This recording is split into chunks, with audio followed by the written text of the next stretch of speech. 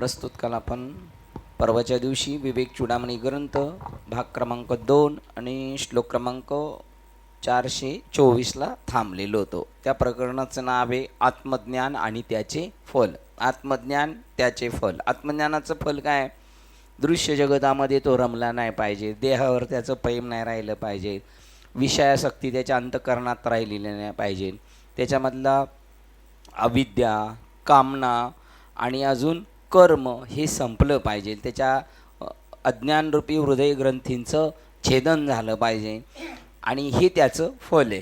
त्याच्यानंतर तो पुन्हा त्या डबक्यात पडणार नाही. ज्याला माहीत झालं एकदा मृगजळ आहे त्याच्या पाठीमागे लागणार नाही, हे की नाही.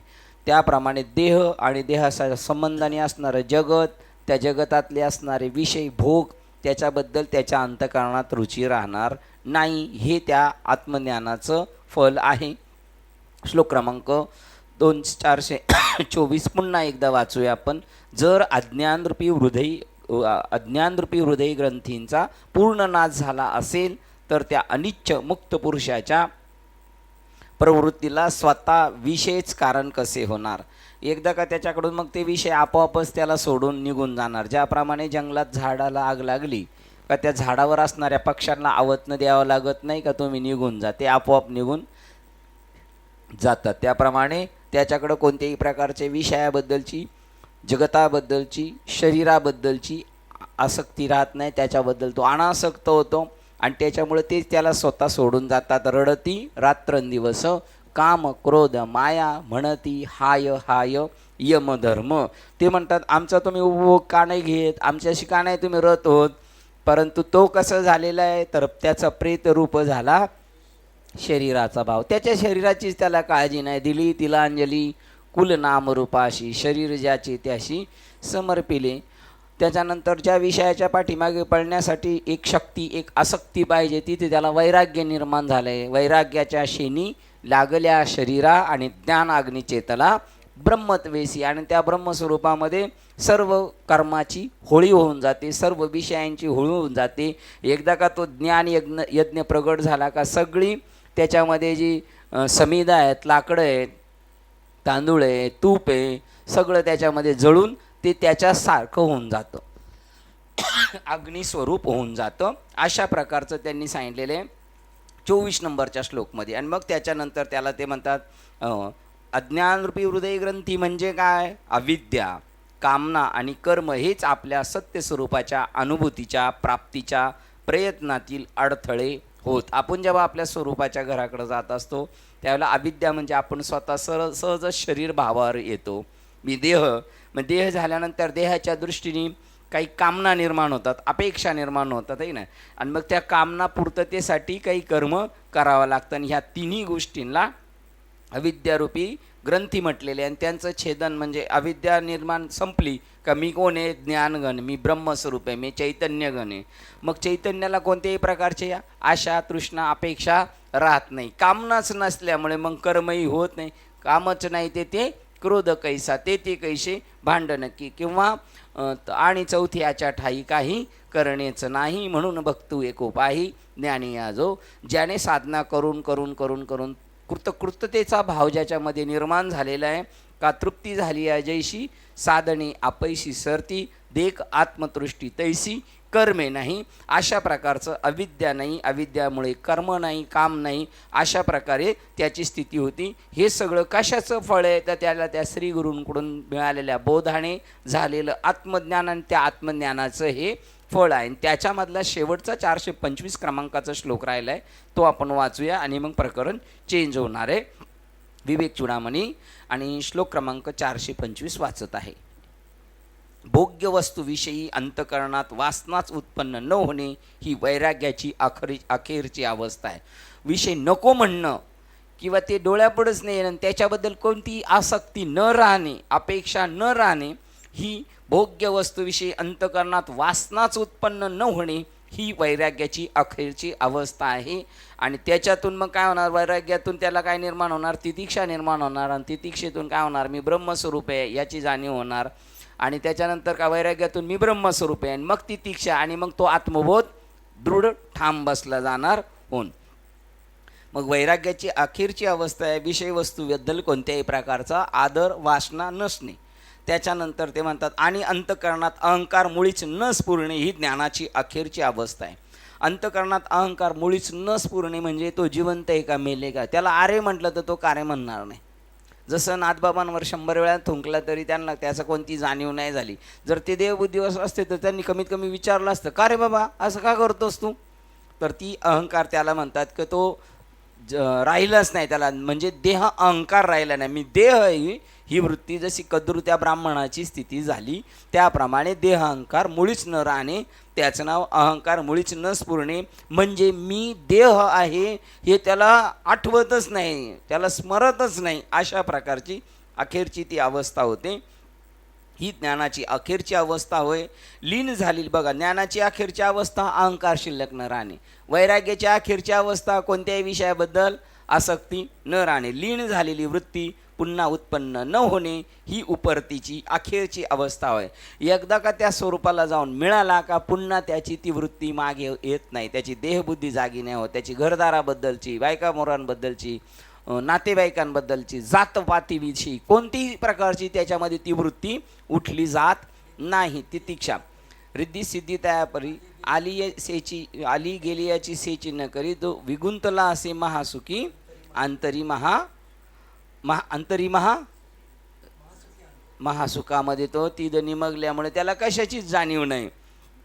अशा प्रकारची अखेरची त्याची ती उपरतीची अवस्था आहे. संपूर्ण वैराग्याची प्राप्ती बोध आणि उपरती या आधीच स्पष्ट केलेल्या आहेत, आता विस्तार करण्यात येत आहे. बघा, संपूर्ण वैराग्याची प्राप्ती बोध, त्याच्यानंतर उपरती ज्या आधी स्पष्ट केलेल्या आहेत त्यांचा आता विस्तार करण्यात येत आहे.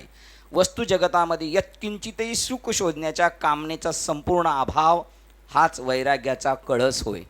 अजून आपण शोधतोय सुख, याच्यात होईल त्याच्यात होईल म्हणून फटके बसतात आपल्याला. कोणत्याही गोष्टीमध्ये आपण तिथे गेलो का मग ते म्हणतात ना, त्या बकरा काही खायला गेला का लगेच फटका बसायचा, तसं ती एक आपल्यावर सद्गुरूंची एक कृपाच आहे. एक प्रकारचे आपण कोणत्याही जगतातल्या विषयामध्ये आपल्याकडं आसक्ती राहू नये म्हणून जिथं अपेक्षा करू तिथे आता आपल्या हाताला काय येणार आहे माहिती का, अपयश येणार आहे. जिथं तुम्ही आपण हात लावायला जाणार तिथं अपयश येणार का की नाही, तर त्याच्यामध्ये जर यश आलं तर काय होईल, रुची निर्माण होईल आणि अजून त्याच्यामध्ये गुतत जाणार. देव आला घरा त्याच्या संसारावर पडेन चिरा, त्याचा संसार रसातळाला चाललाय असा वाटणार जोपर्यंत जीवबुद्धी आहे तोपर्यंत.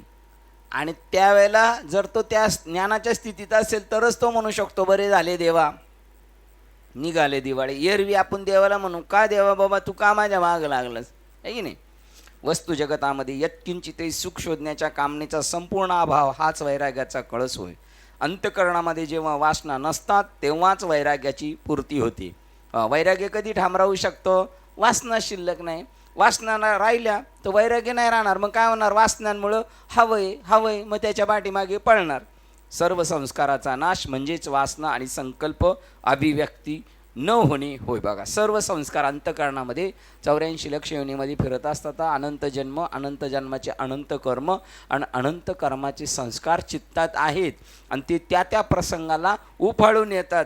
परंतु त्या वासना संत चरण रज लागता सहज वासनेचे बीज जळून जाईल. त्या जळालेल्या वासना पुन्हा निर्माण होणार नाहीत.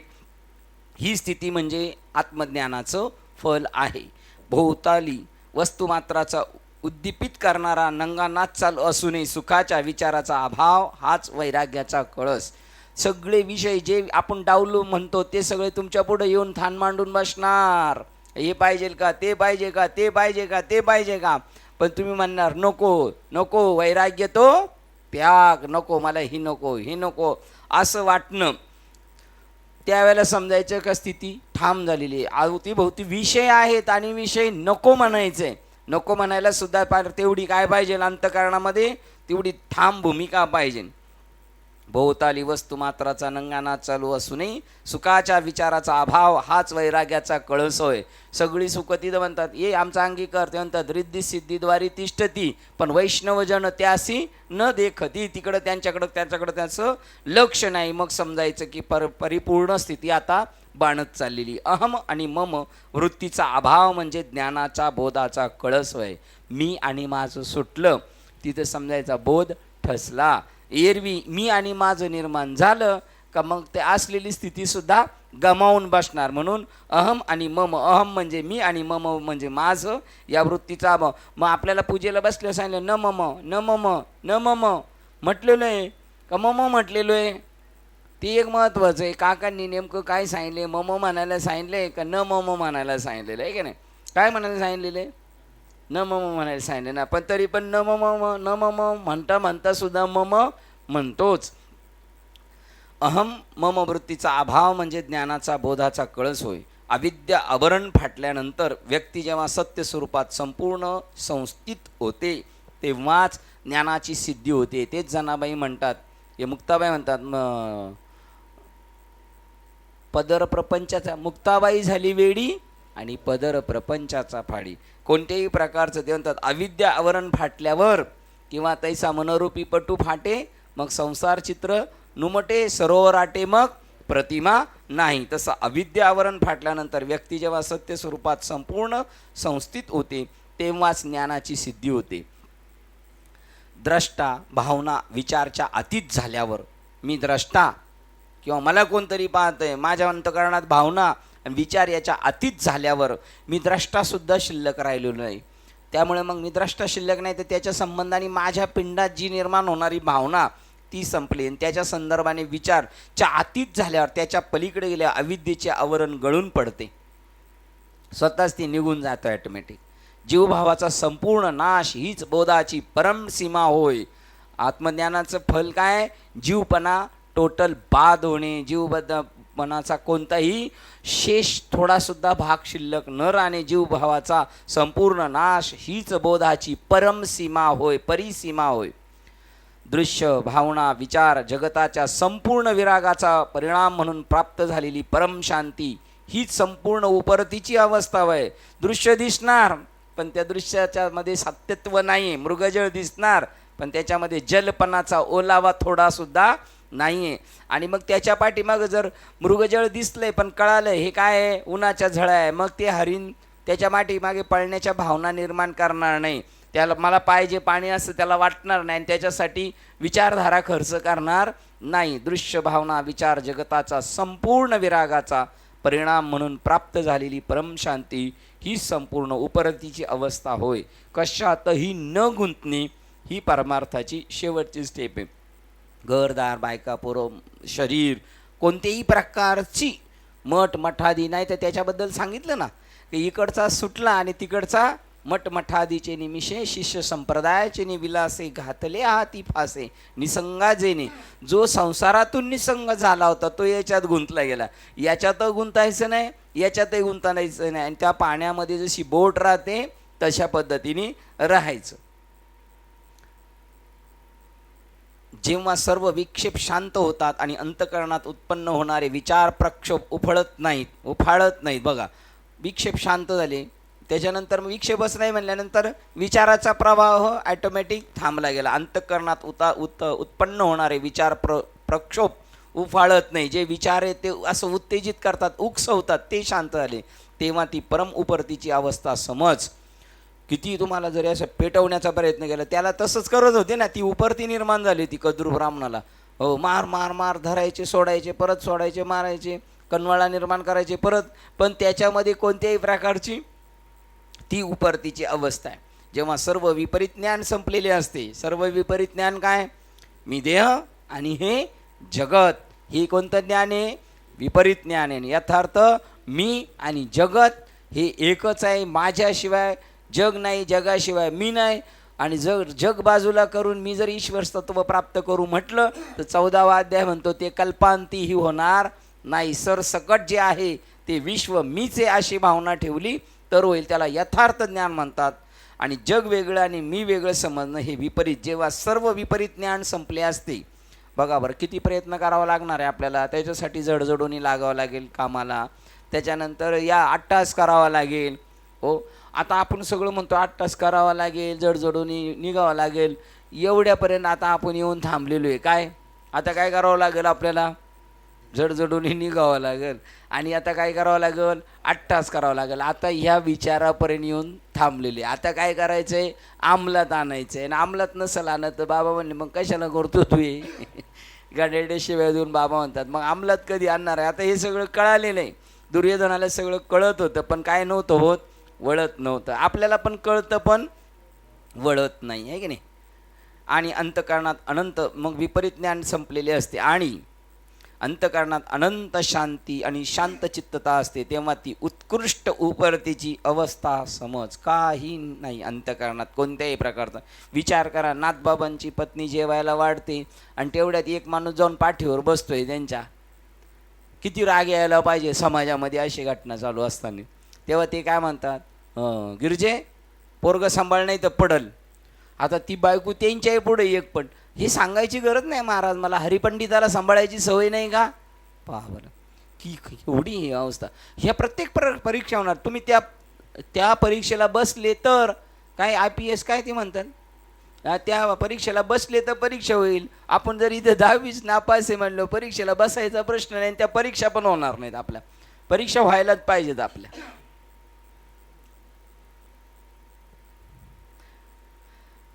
आणि अंतःकरणात अनंत शांती आणि शांतचित्तता असते, तेव्हा ती उत्कृष्ट उपरतीची अवस्था समज. तीच प्रयत्नांची. विचार करा ना, तुकाराम महाराजांचा गाथा बडवून टाकला अख्खा.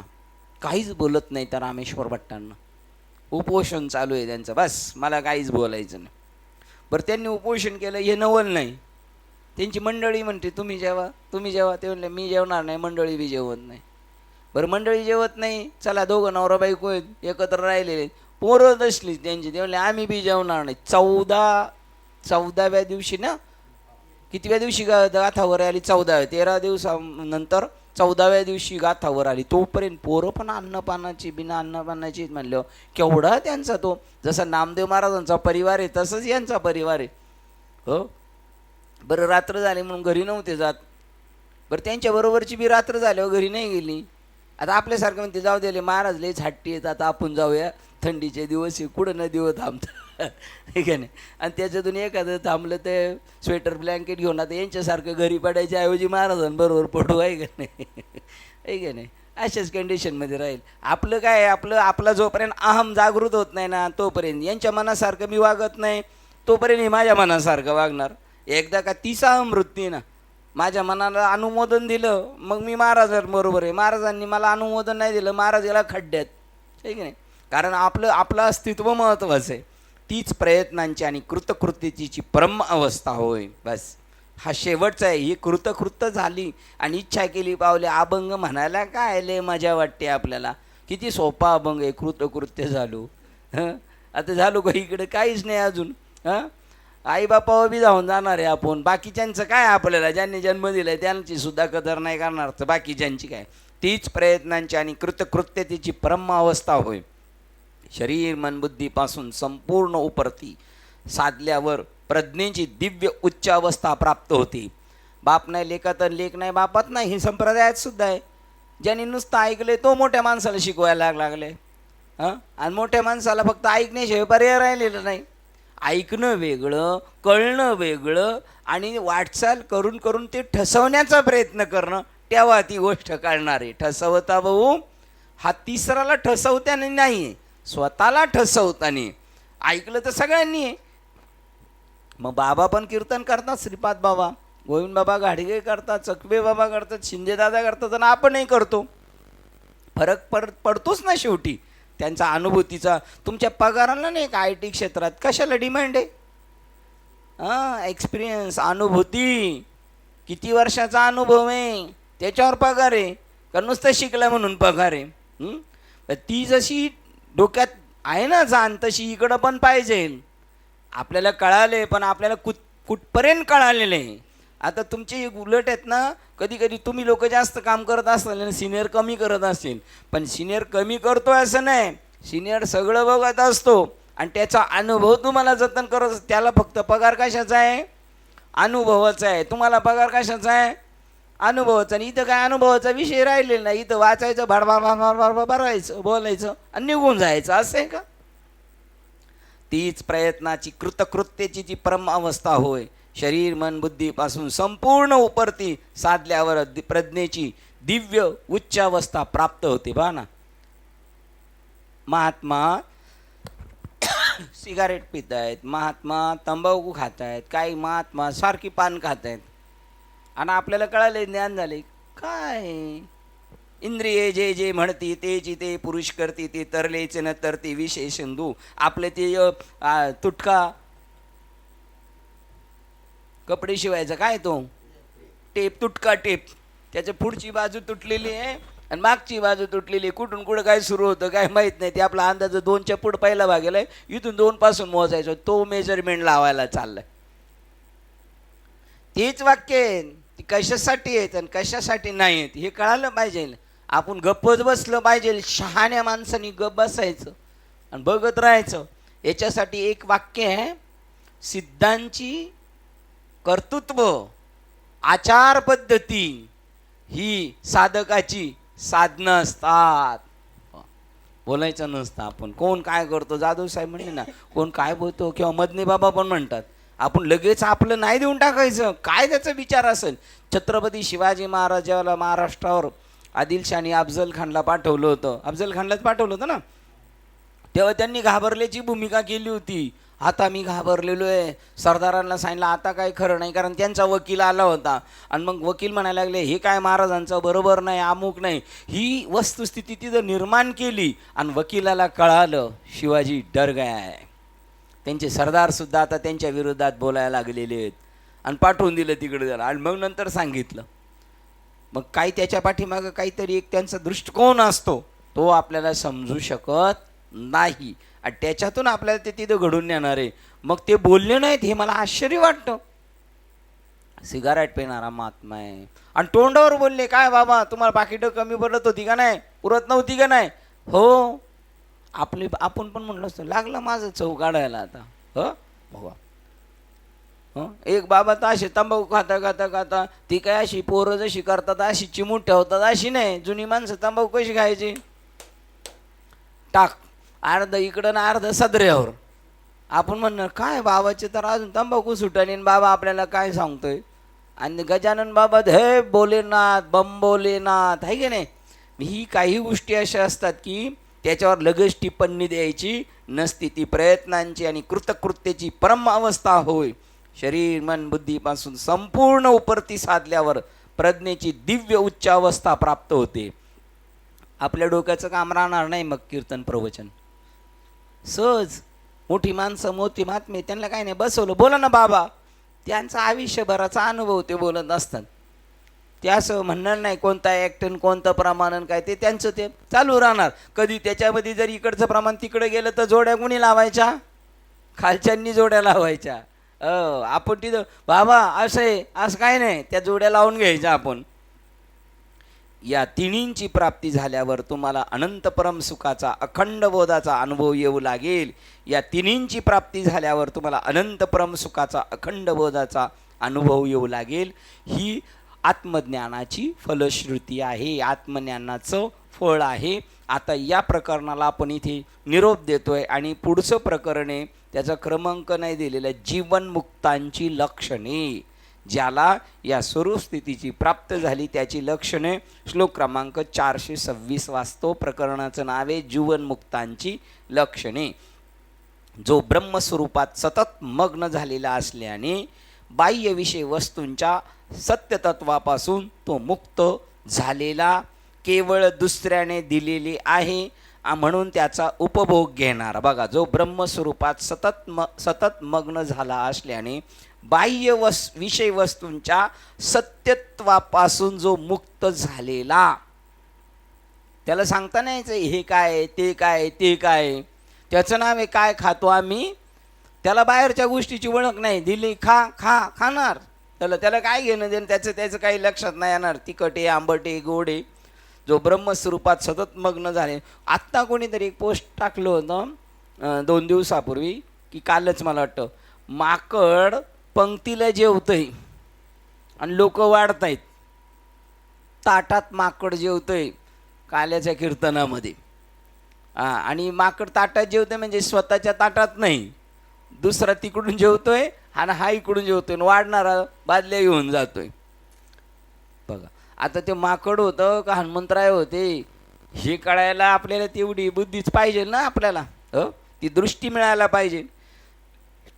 जो ब्रह्मस्वरूपात सतत मग्न झालेला असल्याने बाह्य विषयी वस्तूच्या सत्यत्वापासून तो मुक्त झालेला केवळ दुसऱ्याने दिले आहेत म्हणून त्याचा उपभोग घेणारा, स्वप्नामध्ये जसे पाहावे तसे हे जगत कसं पाहतोय तो, हे स्वप्नवत आहे. हे स्वप्नवत सार, हे स्वप्नवत एक गवळणमध्ये आहे मला वाटतं, स्वप्नवत जाण है की नाही. केवळ दुसऱ्याने दिले आहे म्हणून त्याचा उपभोग घेणारा. आठवलं काय? हा, एक एक पाहता अवघे स्वप्नवत सार. बघा तो असं समजतो ते सगळं. दुसऱ्याने दिले म्हणून त्याचा उपभोग घेणारा, स्वप्नामध्ये जसे पाहावे तसे जगत, झोपे जसं पाहतो तसं ह्या जगाकडं पाहतो तो. झोपाळूप्रमाणे किंवा बालकाप्रमाणे पाहणारा, निरागसता असते त्याच्यामध्ये. झोपाळू माणूस बघतो आणि परत डोळे मिटतो.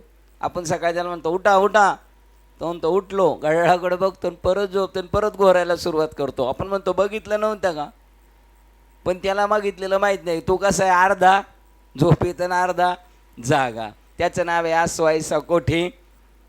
त्याला आपण येड्यातच जमा करू म्हणून म्हणले वेडी झाली किंवा तुका वेडा वगैरे अविचार तुका वेडा विचार करी बडबड फार. झोपाळूप्रमाणे किंवा बालकाप्रमाणे पाहणारा. बालकाला काय नाही, बालकाला बघा बरं, आपण एक झापड मारा. आता आईने बालकाला झापड मारलं ते शेजारच्या बाईच्या गळ्यात जाऊन रडते पोरगं, आहे का नाही. शेजारच्या बाईची बेल मारतं आणि तिच्या गळ्यात जाऊन रडतं. मारली कोणी फटका, आईने, रडायला कुठं गेलं, असं होतं का नाही. बेल मारून दुसऱ्याच्या गळ्यात रडायला जाईल, ज्याने मारलं त्याच्याच गळ्यात पडून रडणारे. ते बालकाप्रमाणे असतं त्याचं जीवन. त्याची बुद्धी क्वचित देहभानावर आली तर आढळतो, कधीतरी तो देहभानावर येतो, नाही तर तो देहभानावर नसतो. असा त्याचं नाव आहे आसवाईसा कोठे. आता असा आसवाईसा कोठे असा कुठं भेटेल आपल्याला काय माहिती, आहे की नाही. असा कोणी अनंत मुक्त फलाचा भोगता, तो कशाचा भोगता आहे, तो परम सुखाचा भोगता झालेला आहे. तो जशी माशी, ती मधमाशी किंवा तो भुंगा त्या कमलकंदावर बसून तो भ्रमर त्याच्यातला मकरंद सेवन करत असताना बाजूला कोण माणूस आलेला आहे किंवा ती कलिका मिटलेली आहे, आता ती भेदून बाहेर जायला पाहिजे आपण, नाही तर उद्या सकाळी आपत्ती जर हत्ती आले तर पायाखाली तुडवतील. तेच सांगितलेले. असो ऐसा कोठेचंच उदाहरणे. हरिपाठी गेले ते निवांत चिठेली, भ्रमर गुंतले सुमन कळिके, जायाचे ते जाणार आहे. हरिपाठी गेले ते निवांत चिठेली. बलभीम बाबांचं पुस्तक आहे. नाटक केले, नाटक. लोक नाटकं करतात व्यवहारातली, यांनी नाटकं केलेत परमार्थाची. जायाचे ते जाणार आहे, व्हावायाचे ते होणार आहे आणि राहावयाचे ते राहणार आहे. चिंता कशाला करायची. बघा, त्यामुळे तो त्याच्यामध्ये काही डिस्टर्ब करत नाही. असा कोणी अनंत मुग्ध फलाचा भोगता, तो मंत्रमुग्ध झालेला आहे. विषयी बी माणूस तसाच झालेला आहे. तो बेडूक पुढच्या माशा गोळा करतोय आणि अर्धा बेडूक कुठं गेलेला आहे. आता तोही गेला ना, हाय पण हरिपाठी गेले आणि हा माशीच्या पाठी गेले. बेडूक तैशीची झाली, पण दोन्ही दिसती सारखीन. वर्म जाणे तो व्यवहारातला वेडा आणि परमार्थातला वेडा दोघेही सारखे दिसतील, पण हा संसार सत्य समजून वेडा झालेला आहे आणि हा संसाराचं मूळ सत्य स्वरूप कळून वेडा झालेला आहे. त्याच्या पाठीमाग लागत नाही. पृथ्वीवर आदरणीय भाग्यवान समजला जातो, तो पृथ्वीवरचा देव आहे. हो, तो भाग्यवान आहे. तो कसा आहे, त्याचं उदाहरण मागच्या वेळेला सांगितलं. गाईच्या गळ्यामध्ये हार घातला, तिची पूजा केली आणि ती फिरायला गेली. फिरायला गेल्यानंतर हार तुटून पडला तरी तिला काय घेणं नाही का, माझी पूजा झाली हे बी तिला माहीत नाही. ध्यानाच्या परमोच्च क्षणी आणि भोवतालच्या जगाशी त्याचा संपर्क येतो. त्यावेळी साक्षात्कारी मानवाकडून भोगल्या जाणाऱ्या अप्रतिम आनंदाचे निर्देशन श्री शंकराचार्य या श्लोकात करत आहे. ध्यानाच्या परमोच्च क्षणी उंच पदावर तो जाऊन बसलेला आहे. भोवतालच्या जगाशी त्याचा संपर्क येतो. त्यावेळी साक्षात्कारी मानवाकडून भोगल्या जाणाऱ्या अप्रतिम आनंदाचे निर्देशन श्री शंकराचार्य या श्लोकात करतात. त्याचे मन पूर्णपणे जाणीवेशी तदाकार झालेली असल्यामुळे आणि त्या ठिकाणी विचाराचा प्रक्षोभ नसल्यामुळे त्याने बाह्य जगाच्या प्रक्षोभ माजवणाऱ्या सर्व गोचर वस्तूपासून बुद्धी शुद्ध केलेली असते. त्याचे मन पूर्णपणे जाणीवेशी. कोणत्या जाणीवेचे? मी ब्रह्मरूप आहे, जगत ब्रह्मरूप आहे, त्याच्याशी तदाकार झालेले असते. आणि त्या ठिकाणी विचाराचा प्रक्षोभ नसल्यामुळे आता काय आता काय आता काय आता काय नाही, ते विचारच नाही कुठले. बाह्य जगाचा प्रक्षोभ माजवणाऱ्या सर्व बाहेर तुमच्याविषयी फार आकंठांडव चाललं तरी तो सर्व गोचर वस्तूपासून बुद्धी शुद्ध केलेली असते. त्याला सगळं मूळ सार कळते. हा चित्रपट कसा आहे? खोटा आहे. त्या चित्राबद्दलचे त्याची आसक्ती संपलेली. फळ्यावर दाखवलेले खूप पाऊस पडतोय, खूप पाऊस पडतोय, फळ्यावर दाखवलेले. आणि मग तो म्हणला घरातून बाहेर पडताना छत्री कुठं आहे ग म्हणेल का नाही? हे एवढे एवढेच काय आपण नाही आहे का नाही? त्याप्रमाणे सर्व गोचर वस्तूपासून बुद्धी शुद्ध केलेली असते. ज्याने स्वतःस जाणीवेच्या निम्नतर पातळीवर उन्नत केलेले आहे आणि ती उच्चतर अवस्थेप्रत जागृत झाली. तो त्याच्या तळाशी गेलेला आहे, सगळीकडे फिरून आलेला आहे आणि वरच्या उंच स्थितीला जाऊन बसलेला आहे. आणि ती जी उच्चतर अवस्थेप्रत जागृत झाली आहे अशी व्यक्ती मग कसे जीवन जगत असेल? कसं राहील तो मनुष्य? प्रश्नचिन्ह. जीवनातील आवश्यक गोष्टी संपादन करण्याकरता सामान्य मृत्य मानवाप्रमाणे तिला त्यानंतर चिंता राहत असेल काय? आपल्यासारखं उद्याचं काय, परवाचं काय, पुढे काय, पुढे काय याची त्याला काहीच काळजी राहिली नाही. काय का पुढे काय? अवघी चिंता. आता आपली पण वारली अवघी चिंता. शिंदे आपली चिंता वारलेली का नाही? अवघी नाही वारली म्हणतात शिंदे. आता शिंदे म्हणतात नाही वारली. सांगा बरं, तुमची वारली का बाबा? नाही, आता तुमची नाही म्हणलं आमचं काही खरं नाही. आता आता तुमची ही कंडिशन म्हणलं आमचं काय परिस्थिती असणार? बाह्य रंगाने वारली, अंतरंगाने आहे अजून शिल्लक आहे. बाह्य रंगाने आहे असं. तो मग कसे जीवन जगत असेल? जीवनातील आवश्यक गोष्टी संपादन करण्याकरता सामान्य मृत्य मानवाप्रमाणे तिला त्यानंतर चिंता राहत असेल काय?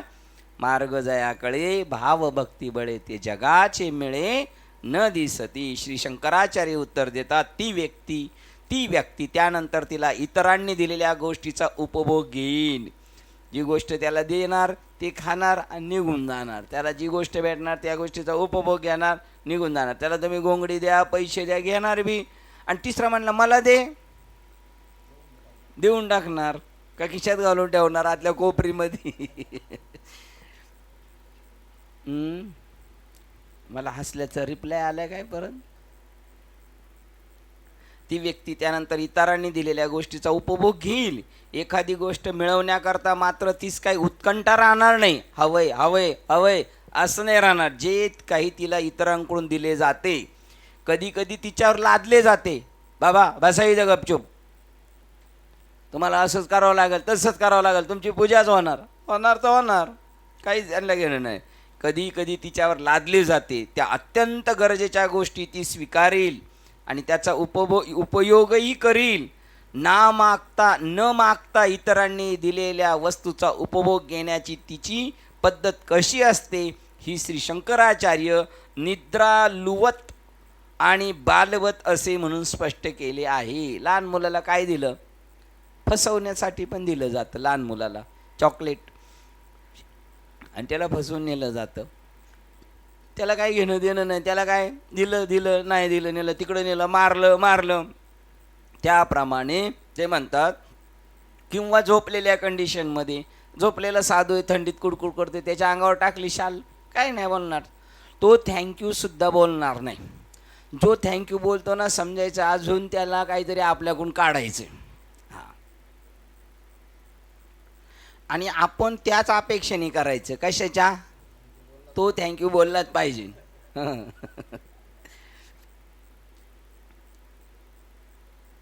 समजा थंडीच्या दिवसात बघा, पुढेच उदाहरण आहे. आता आमची पोरगी म्हणते वाचून आले तर म्हणता पुढेच उदाहरण आहे.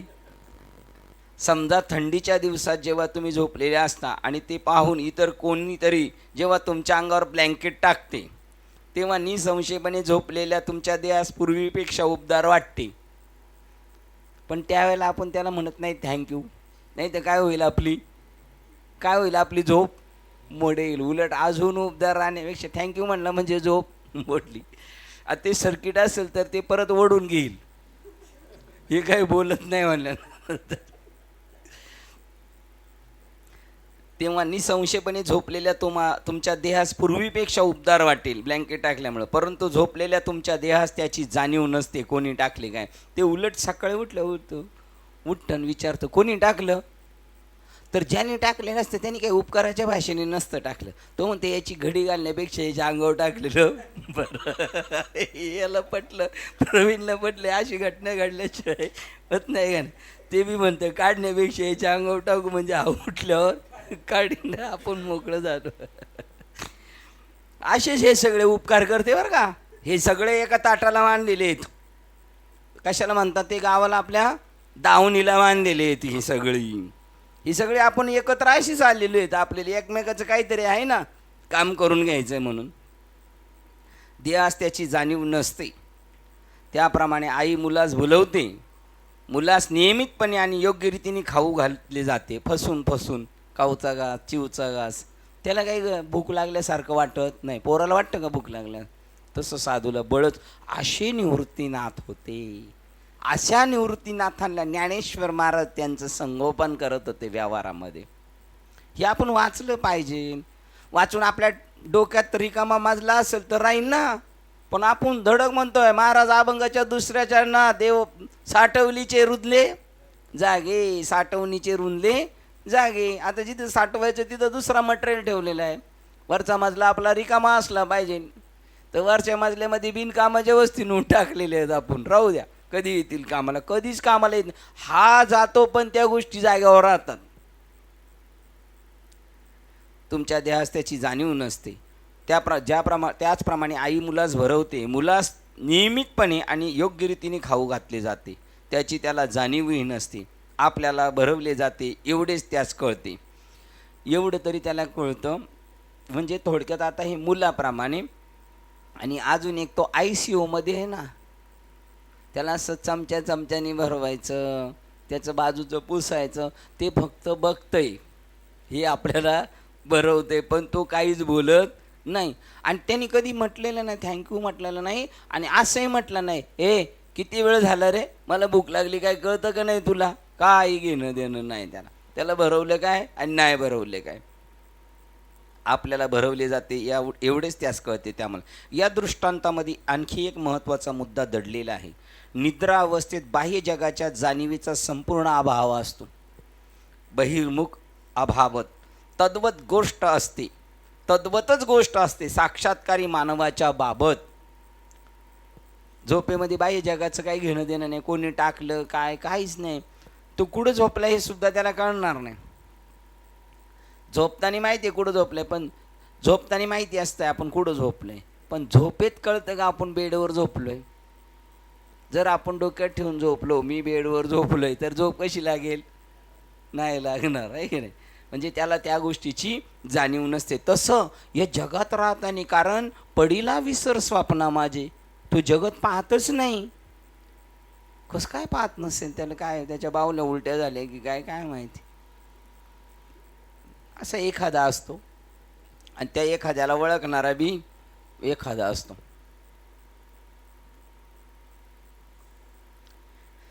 या दृष्टांतामध्ये आणखी एक महत्त्वाचा मुद्दा दडलेला आहे. निद्रा अवस्थेत बाह्य जगाच्या जाणीवेचा संपूर्ण अभाव असतो. बहिर्मुख अभावत तद्वतच गोष्ट असते साक्षात्कारी मानवाच्या बाबत. त्यास बाह्य जगताची जाणीव नसते. त्यावेळी इतरांची जर त्याला जिवंत राहण्याची तरी काही साह्य, त्यावेळी इतरांनी जर त्याला जिवंत राहण्याकरता काही साह्य केले तर मिळालेल्या परोपकाराची त्याला अजिबात जाणीव नसते. तुकाराम महाराजांना मारणारा माणूस आहे बोरीच्या काठीने, तरी त्याला जाऊन ते विचारतात कसं काय. त्यांच्या अंगावर गरम पाणी टाकले, त्याला काही बोलत नाही ते. त्यांच्या दृष्टीने जगत आहेच नाही.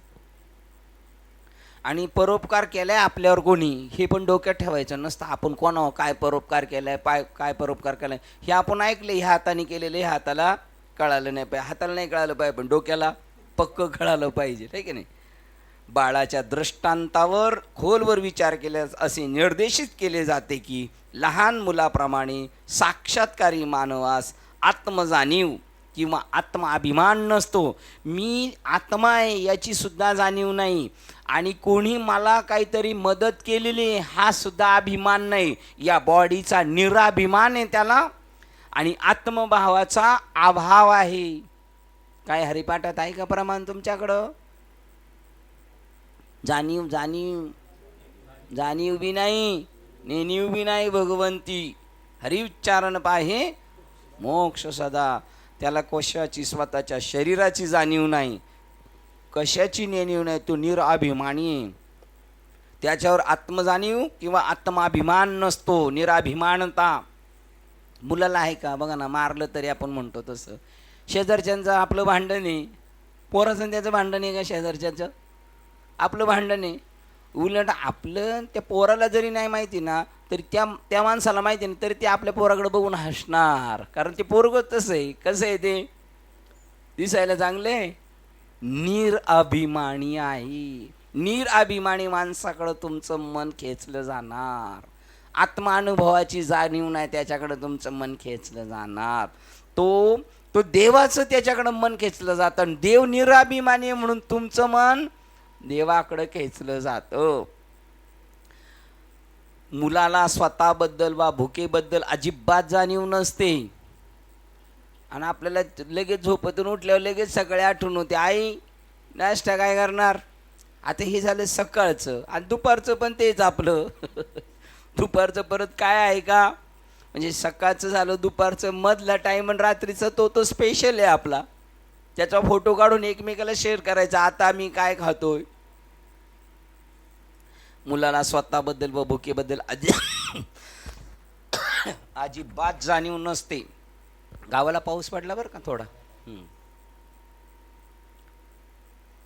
मुलाला स्वतःबद्दल व भुकेबद्दल अजिबात जाणीव नसते. आता हे मधी म्हणतील गावाला पाऊस पडला याचं काय संबंध आला इथं. हे जवळ असणाऱ्याला कळतं, तो म्हणेल याच्यात जाणीव. नेमकं सारखं मागं जाईल, तो पुढे येईल. आमचे पोरग काय कळालं नाही का मागं जात. आता याच्यात किती मागं गेलो त्याला काय कळणार गावाला पाऊस पडलाय.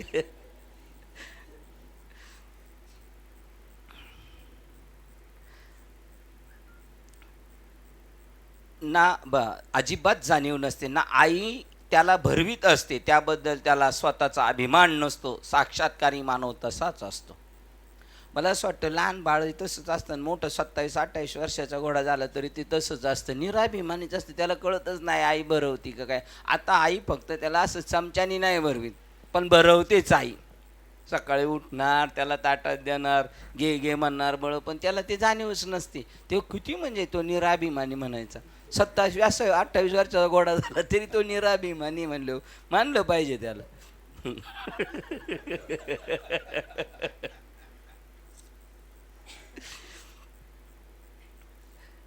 त्याला स्वतःचा अभिमान नसतो. साक्षात्कारी मानव तसाच असतो. असा प्रश्न शिल्लक राहतो तो हा की पूर्णत्वास पोहोचलेला साक्षात्कारी मानव बाह्य जगाचा अनुभव तरी घेत असतो का. आता असा प्रश्न पडला, त्याला बाहेरचं जग तरी दिसतं का, पोट भरल्याचा ढेकर तरी येतो का.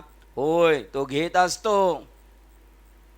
काही वेळेस त्याला भोवतालचे जग जीवनाची अस्पष्ट जाण येत असते. तो गेलाय ना त्याच्यातून, थोडीशी जाणीव येते. चांगलं वाईट माणूस कळतं, थोडंसं पुरं नाही कळू शकत. दुधात किती पाणी आहे कळतं, पण किती पाणी आहे ते कळत नाही. तसंच माणूस कळतो, पण पुरा हुशार आहे का, पुरा चांगला आहे का, पुरा कसा आहे हे कळू शकत नाही. आता शिल्लक प्रश्न राहतो तो की पूर्णत्वास पोहोचलेला साक्षात्कारी मानव बाह्य जगाचा अनुभव तरी घेत असतो का. प्रश्नचिन्ह. घेतो, तो घेत असतो. काही वेळेस त्याला भोवतालचे जग जीवनाची अस्पष्ट जाण येत असते.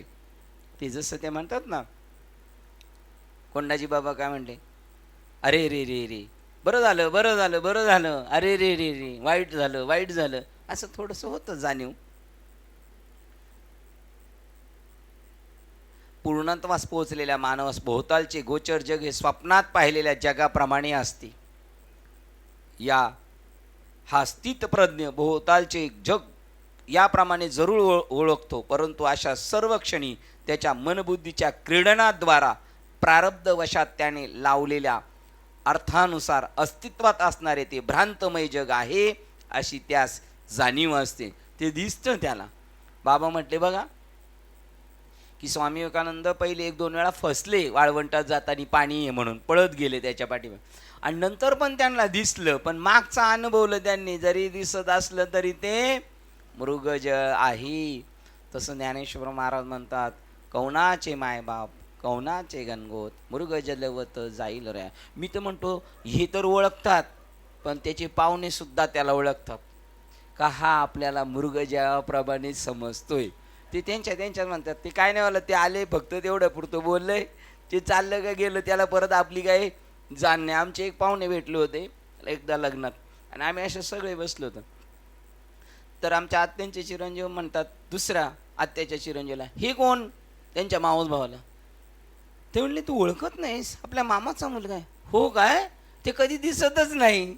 त्यांनाही माहिती असते आपल्याला मृगजळाप्रमाणे पाहुणे हुशार असतात, त्यांना फक्त माहिती असते हे गावाला जाणार आहे, कधीच रामनवमीला जाणार आहे, अर्धा किलो चहा पावडर, अर्धा किलो तंबाखूचा पुडा घेऊन जायचा, हा माल घेऊन जायला यायला, बस.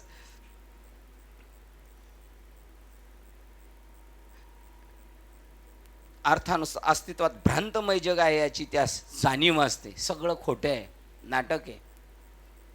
असे साक्षात्कारी मानव खचितच दुर्मिळ असतात. असे पायलीला 15 दमडीला 16 आहेत काय? जन्मजन्मांतरी संपादन केलेल्या अनंत पुण्याचे फल म्हणून अनंत पुण्य फल भग कमालीचा धन्य आणि सुखी झालेला एखादा विरळा आत्मतत्वात सदा विलीन झालेला असतो. जेव्हा तो अशा तऱ्हेने दिव्य आत्मतत्वात स्थिर होऊन राहतो, तेव्हा तो या पृथ्वी तलावर अत्यंत मान्य असा होतो. तर त्याच्यामध्ये एखादा असतो. काय माऊली म्हणतात बघा, अस्तेच्या महापुरी रिक्तात कोटीवरी परी प्राप्तीच्या पहिलं तरी विपायला. परमार्थ करणारामध्ये हजारात सगळा बाजार आहे, हजार तो बाजार, लाखों में देख कोटी में एक, होएगा तो होएगा नाही तो वो भी नाही आहे. त्याच्या एकट्याच्या जीवावर सगळं चाललेलं आहे.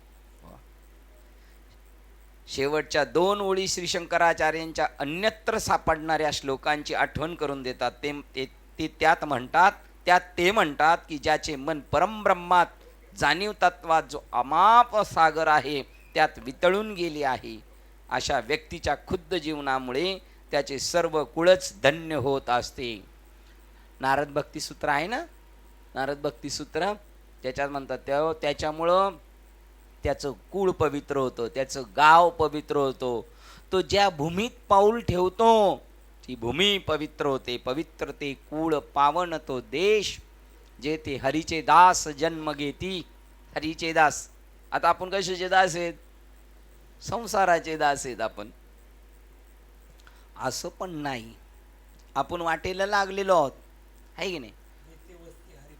जे ते वस्ती हरीचे दास, पुण्य पिके नाशी पाप. बघा, शेवटच्या 2 ओळीत शंकराचार्य अन्यंत सापडणाऱ्या श्लोकाची आठवण करून देतात. त्यात ते म्हणतात की ज्याचे मन परमब्रह्मात जाणीव तत्वात अमाप सागर आहे त्यात वितळून गेले आहे, अशा व्यक्तीच्या खुद्द जीवनामुळे त्याचे सर्व कुळच धन्य होत असते.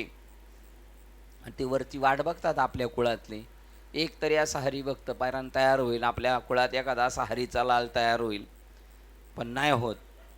आणि ते जर झालंच तर त्यांच्या पूर्वजांची पण पुण्याई असते बरं का त्याच्या पाठीमागं.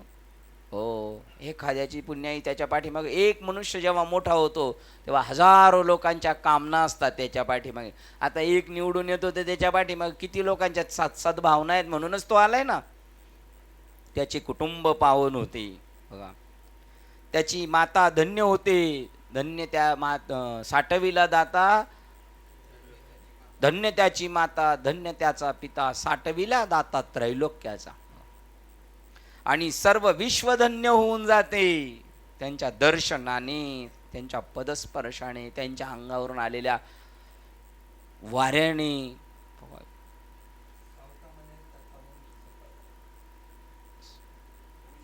वंश उदरीला माळियाचा, नामा म्हणे त्याचा जन्म सफल झाला, वंश उदरीला माळियाचा. विश्वधन्य होऊन जाते. बघा ना, ज्ञानेश्वर महाराजांच्या नंतर 722 का 23 वर्ष झालीत आता, तरी 24 वर्ष आले. किती समाज त्यांच्यामध्ये आनंद घेतोय. हो, उद्धारण्याच्या प्रक्रियेत धन्य होऊन जातो. पुढच्या श्लोकात सुमारे 16 श्लोकामध्ये श्री शंकराचार्य साक्षात्कारी पुरुषाची, स्थित प्रज्ञांची, जीवनमुक्तांची लक्षणे सांगतात. जो स्थित प्रज्ञ मुनी ब्रह्मस्वरूपात विलीन झाल्यामुळे जो निर्विकार आणि निष्क्रिय राहून, बघा तो निर्विकार आहे, त्याच्याकडं कोणता विकार नाही, निष्क्रिय, काही करायचं त्याच्याकडे राहिलेलं, चिरकाल टिकणाऱ्या आनंदाचा अनुभव घेतो. सतत तो त्या अनुभवाच्या जाणीवर असतो. श्री व्यासांनी श्रीमद भगवद्गीतेच्या 2ऱ्या अध्यायात जेथे पूर्णत्वास पोहोचलेल्या मानवाचे चित्र शेवटच्या 18 श्लोकात दिलेले आहे. स्थित प्रज्ञांची लक्षणं सांगण्यामध्ये तीच शैली श्री शंकराचार्य येथे वापरतात. ते सुद्धा व्यासांनी वापरलेल्या स्थित प्रज्ञ आणि संज्ञाच वापरतात. ज्यांच्या ज्ञानाचे तेज स्थिर असते आणि ज्याने आपले संपूर्ण अंतःकरण अनंत ब्रह्मत्वात विलीन केलेले आहे, तोच शाश्वत आनंद उपभोगतो. जो पूर्णपणे त्या परमात्म्याशी समरस झालेला आहे, त्यालाच तो आनंद भेटू शकतो. तो सदा निर्विकार, कोणताही त्याच्यामध्ये मी देह आहे, जगत आहे हा विकार नाही, त्याचं नाव निर्विकार आहे. जीवभाव प्रेरित स्वार्थी कर्मापासून मुक्त. याच्यापासून मला काय फायदा, याच्यापासून मला काय फायदा, कोणाकडून काय फायदा होणार आहे? आपल्या प्रारब्धानुसार. आणि प्रारब्ध तरी काय, आणि फायदा कशाचा करायचा? इथं फायदा हाच आहे, आपलं ओळख करून घेणे, बस. संसार बंधन तोडा वेगी, आपुली आपण हा फायदा करायचा आहे. आपुली आपण करा सोडवण, पावत्या द्यायच्या आणि बॅनरला नाव लावायचं हे सुद्धा नाही. ते स्वार्थ येतो, देहावर बुद्धीवर येणार कर्म येते. आपुली आपण करा सोडवण, संसार बंधन तोडा 50-60 वर्षानंतर, हे नाही. जीवभाव प्रेरित स्वार्थी कर्मापासून मुक्त होतो. आपण पाहतो याच्याशी काय केलं तर आपल्याला हा काय फायदा करेल, त्याच्याशी काय केलं तो काय फायदा, बस त्याचा जीवभाव संपला. जीवभावाच्या निमित्ताने पाहणार मिळणारा फायद्याशी काय घेणं देणं नाही त्याला. संतांनी हाच उद्देश ठेवला समाजाकडं, काही देत आणि त्यांच्याकडे जो अनुभव ते देत असताना त्यांना काहीच रिटर्नची अपेक्षा नव्हती. काही द्यायचं म्हणलं तर त्यांची घेण्याची हेच नाही इच्छा. म्हणून तुम्हाला प्रश्न आपल्याला पडतो, काय द्यावे त्यांची? असं काय दिल्यानंतर ते प्रसन्न होतील? काय द्यावे, काय द्यावे? जसं वेटर विचारतो काय द्यावे तुम्हाला, आपण म्हणतो मग ते हे द्या, काय नाही, पहिलं ते बुक द्या, मेनू कार्ड द्या, मग त्याच्यात बघून सांगतो. तसं तुम्ही बाबांना विचारायचे काय द्यावे तुमचे, मग बाबा म्हणले पाहिजे काय मेनू कार्ड द्या, त्याच्यातलं काय टॉपर आहे सगळ्यात महागडी वस्तू आहे ती सांगतो मी तुम्हाला.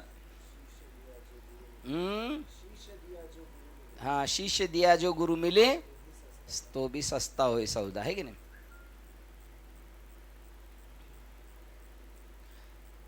सदा निर्विकार आणि जीवभाव प्रेरित स्वार्थी कर्मापासून मुक्त होतो. ज्याचा बोध पक्का झालेला असतो, म्हणजे ज्याची प्रज्ञा अथवा आत्मतत्वाच्या स्वरूपाचे ज्ञान पक्के असते, तोच जेव्हा त्याचे अंतःकरण पूर्णतः आत्मतत्वाच्या शुद्ध अनंत जाणीवेत विलीन झालेले असते, पक्का फिट झालेले आहे, काही हो तरी तो काय म्हणतो, जरी आकाश वर पडू पाय ब्रह्मस्वरूपात स्थिर आहे. आता हे म्हणत असताना त्यांना खरं वाटलं असेल काय, जरी आकाश वर पडू पाय ब्रह्म गोळ भंगा जाय, वडवान त्रिभुवन जाय, तरी मी तुझीच वास पाय का विठोबा. आता हे जरी बोलले, कोणाचं, भानुदासांचं प्रमाण आहे का? मग भानुदासांचे गुरु आल्यानंतर ते म्हणले असेल, काय रे भानुदास, आकाश कुठे आहे?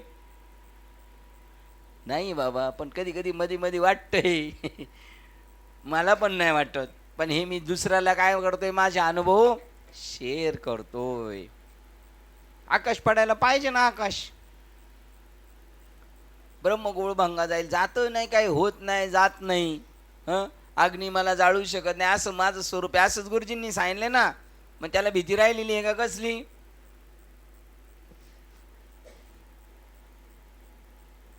आत्मतत्वाच्या स्वरूपात ज्ञान पक्के असते. तोच जेव्हा त्याचे अंतकरण पूर्णतः आत्मतत्वाच्या शुद्ध अनंत जाणीवेत विलीन झालेले असते, केवळ तेव्हाच तो परम शांतेच्या अवस्थेपर्यंत पोचतो. त्या अवस्थेपर्यंत तो पोचतो.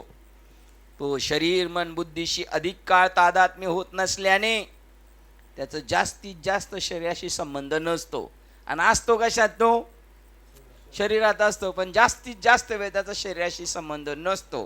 कोणाशी संबंध असतो त्याचा? स्वरूपाशी, आत्मस्वरूपाशी संबंध असतो.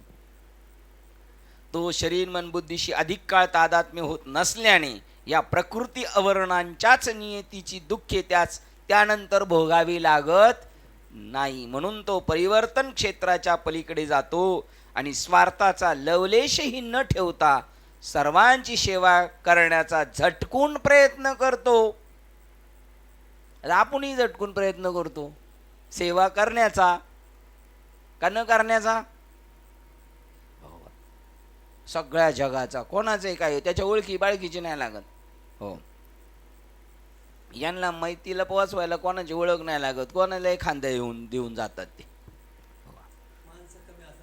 म्हणून तो बरं, माणसं कमी असल्यावर येतात. म्हणून तो परिवर्तन क्षेत्राच्या पलीकडे जातो आणि स्वार्थाचा लवलेश न ठेवता सर्वांची सेवा करण्याचा झटून प्रयत्न करतो.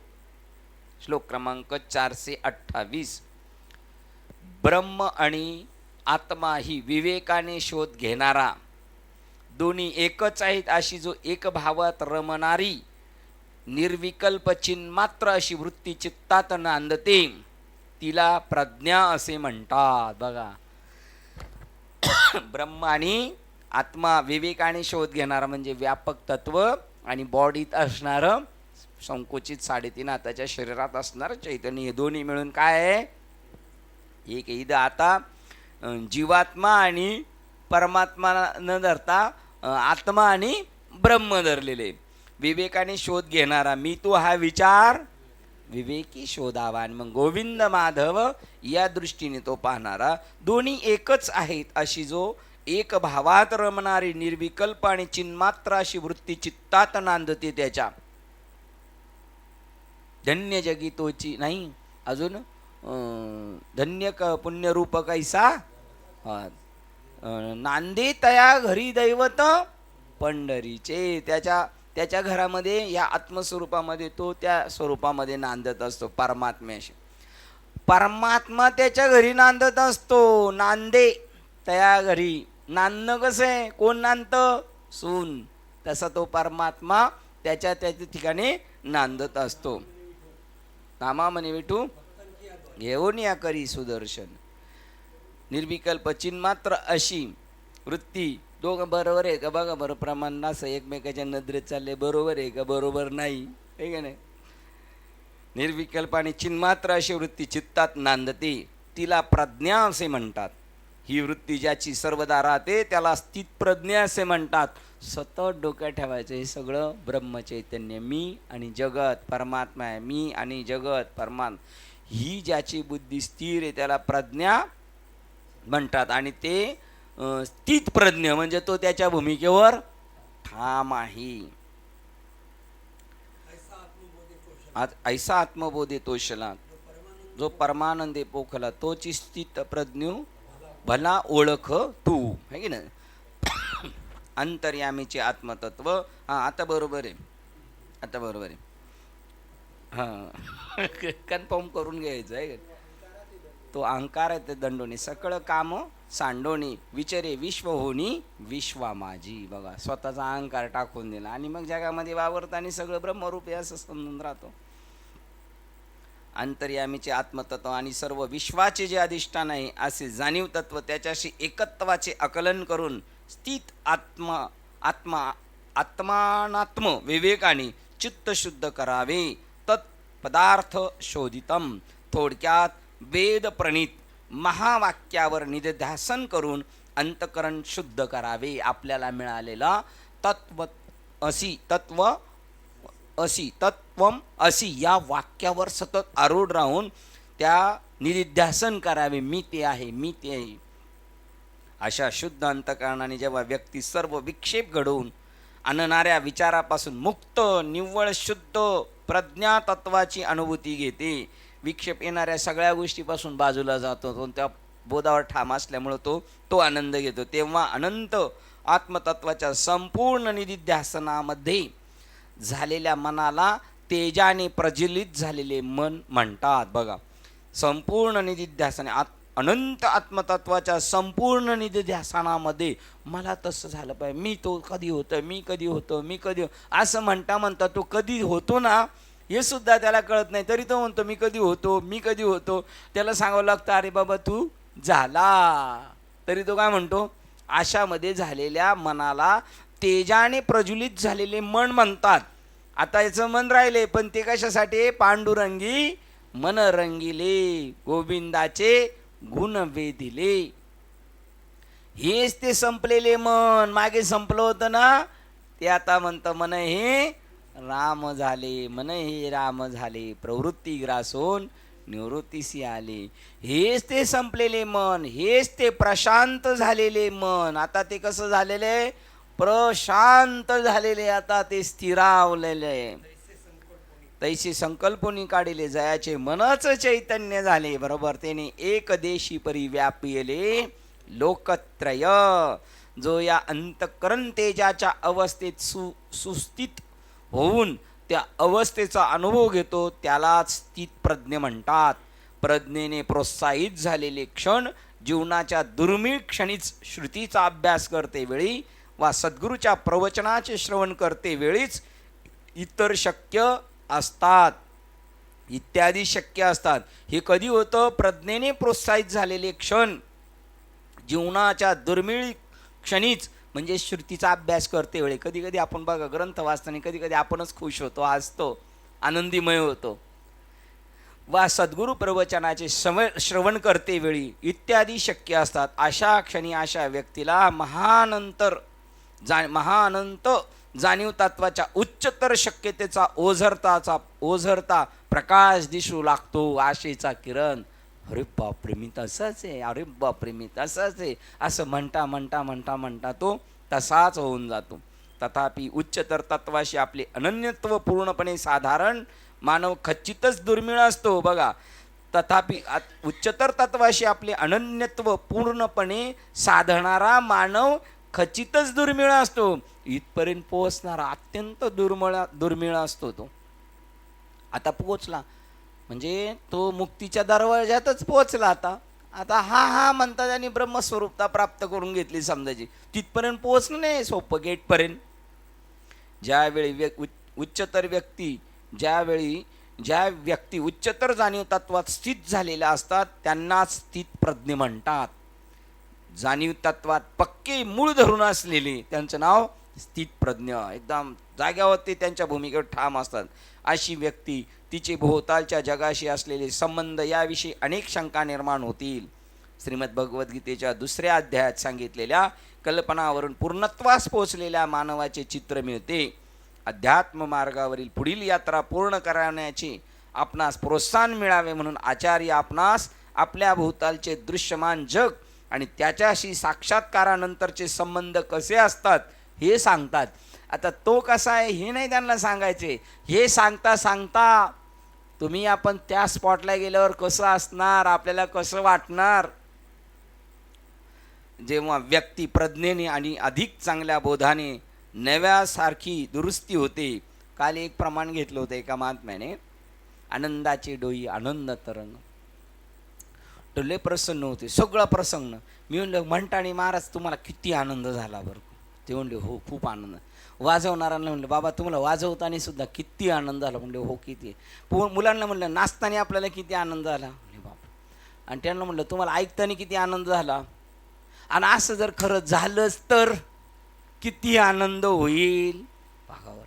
हे फक्त आपलं ऐकतानी, नाचतानी, बघतानी बजाव बघा. आता तुम्हाला सांगतो, बजाव म्हणल्यानंतर जो नवरा नवरीला आनंद होतो तो वाजवणाराला होतो का, नाचणाराला होतो का? बघायला आलेली म्हाताऱ्या माणसं सगळी जातात. लग्नाला नाही जाते ती म्हातारी, संध्याकाळी मारुती देवळाकडे जातात. कशाला? नवरा तर बघितलेलाच असतो त्यांनी, नवरी बघायला. आता म्हातारीला आनंद झाला नवरी बघून, आणि नवऱ्याला आनंद झाला नवरी बघून. आता आनंद कोणाला झाला? तो आनंद झाला पाहिजे, आणि तो त्याला होतो. म्हणून म्हणतात, अर्धा पडदा छोड़ दो, बिन पर्दे की बात, अरे दुल्हन से दुल्हा मिले तो फीकी पडे बारात. प्रांत कोणतो तो इथे आलो होतो का, कुठे आलो होतो? हां, पलटी झालं. अनंत ब्रह्मात विलीन झालेले तोच शाश्वत आनंद उपभोगतो सदा. इथं ज्ञानेश्वरीचं भगवद्गीतेचं उदाहरण आलं होतं. हां, इकडे आलं होतं. बरं, अशा व्यक्ती तिचे भोवतालच्या जगताशी असलेले संबंध याशी अनेक शंका निर्माण होतील. भगवद्गीतेच्या 2ऱ्या अध्यायात सांगितलेल्या कल्पनावरून पूर्णत्वास पोचलेल्या मानवाचे चित्र मिळते. अध्यात्म मार्गावरील पुढील यात्रा करण्याचे आपणास प्रोत्साहन मिळावे आपण्यासाठी बिलाडेप्पांनी मला एकदा सांगितलं, ती 11व्या अध्याय एकनाथी भागवत वाचा आणि मला फोन करा.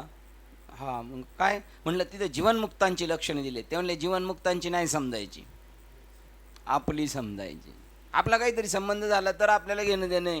हां, शेजाऱ्यांचं आपल्याला काय घेणं देणं राहणार आहे? त्यांचं झालं तसंच माझं झालं पाहिजे. आचार्य आपणास पुढील यात्रा करण्याचे आपणास प्रोत्साहन मिळावे म्हणून आचार्य आपणास आपल्या भोवतालचे दृश्यमान जग आणि त्याच्याशी साक्षात्कारानंतरचे संबंध कसे असतात ते सांगतात. जेव्हा व्यक्ती प्रज्ञेने आणि अधिक चांगल्या बोधाने नव्यासारखी दुरुस्त होते, तेव्हाच तिला पुनर्जीवित दृष्टिकोन आणि उच्चतर तत्वातील त्या संबंधीचे पुनर्बोधन करण्यास ते देतात. त्याच्यानंतर त्याला पुढच्या टप्प्यात नेऊन सांगतात, आता तू याचं आकलन कर, असं बघ बरं. जसं डॉक्टरकडं पहिल्या वेळेला तपासून गेलं, दुसऱ्या वेळेला होतं, आता कसं वाटतंय, आता कसं वाटतंय, जरा बरं वाटतंय. जरी बरं नसं वाटलं तरी त्याने असं विचारलं, आता कसं वाटतंय म्हणलं, थोडंसं बोलावं लागतं ना. डॉक्टर बरं वाटतंय पण पुरं बरं नाही वाटत. डॉक्टर म्हणतो म्हणजे बरोबर काय औषधाची काय चालली, काम बरोबर चालले. आणि 3ऱ्या वेळेला म्हणतो कसं वाटतंय, आता बरं वाटतंय. मग 4थ्या वेळेला डॉक्टरही बोलवत नाही आणि हाही जात नाही. तसं तुम्हाला आपल्याला तिकडे घेऊन जायचं, आणि तिकडे गेलं का तो तिकडंच होईल. आणि त्याला सांगितलं मग बाह्य जगत कसं असतं, बाह्य जगत. आणि मग त्याला जर नंतर बोलवलं बोध झाल्यानंतर, कसं आहे तो सांगायला परत माघारी येत नाही का. डॉक्टर वाट बघतो का मग नंतर? तो पेशंट बघून गेला 15 दिवस झाला, आलाच नाही, वाट बघतो का? तोही वाट बघत नाही, आणि हाय त्याच्याकडं. असं झालं पाहिजे. अजून बाबाही आपली वाट बघतात आणि आपणही बाबाची वाट बघतोय, आहे की नाही. पुढील 15 श्लोक हे निधिध्यासनावरील श्लोक आहेत. ते केवळ गीता श्लोकाचे पुनर्कथन नव्हे. आचार्य नेहमीप्रमाणे पूर्णत्वास पोहोचलेल्या मानवाच्या जीवनमुक्ताच्या चित्रणास आपल्या परीने वैशिष्ट्यपूर्ण अशा छटा देतात. 429 नंबरचा श्लोक वाचतोय. ज्याची प्रज्ञा स्थिरावलेली असते, ज्याचा आनंद निरंतर स्वरूपाचा असतो, ज्याला ह्या अलौकिक जगाशी विस्मृती झालेली असते. बघा कसा आहे तो, ज्याची प्रज्ञा स्थिरावलेली असते, ज्याचा आनंद निरंतर स्वरूपाचा असतो, अखंड असतो, खंडरहित नाही. ज्याला ह्या अलौकिक जगाची विस्मृती झालेली असते, जग त्याला आठवत नाही, त्यालाच जीवनमुक्त असे म्हणतात. आणि आपल्याला अजून सगळं जसंच्या तसं आठवतंय, थोडे काय विसरत नाही आपण, आहे की नाही. आज आपण जे जीवन जगत आहोत त्यात अशा दृश्य, भावना, विचार, परिसरात जीव हा शरीर मन बुद्धीशी तादात्म्य पावलेला असतो. जीवनमुक्ती म्हणजे जीवभाव संकल्पनेपासूनची मुक्तता. आता आपण जे जगतोय ना ते जीवभावावर जगतो, त्यामुळं शरीर मन बुद्धी जगत सगळं आपल्याला अनुभवलं येतं. एक स्थिती असते का तिथे जीवभाव संपल्यानंतर शरीर भावाची काहीच काळजी त्याला राहिलेली नाही. तोच म्हणणं आहे त्यांचा, झाला प्रेतरूप शरीराचा, म्हणजे तो जरी चालत बोलत असला तरी त्याला त्याची काळजी नाही. जो दृश्य भावना विचारच्या संकल्पनेपासून मुक्त झालेला आहे. बघा, द्रष्ट्यापासून, भावनेपासून, विचारापासून, दृश्य भावना विचार या संकल्पनेपासून मुक्त झालेला असतो. ज्याने स्वतःच्या शरीर मन बुद्धीशी तादात्म्य नसते, ज्याचे स्वतःच्या शरीर मन बुद्धीशी तादात्म्य नसते, त्यास जीवनमुक्त म्हणतात. त्याला स्वतःच्या शरीराचं काही नाही. उच्च तत्वाच्या जागृतीमुळे 424 क्रमांचा श्लोक टिप्पणी पाहतो. नीचतर तत्वापासून मुक्त झालेला असतो. 124 काढायचा. बघा तो कसं झालेला आहे, त्या शरीर मनबुद्धीपासून बाजूला गेला आहे, उच्चतर जागृतीमध्ये असल्यामुळे. तो श्लोक क्रमांक 124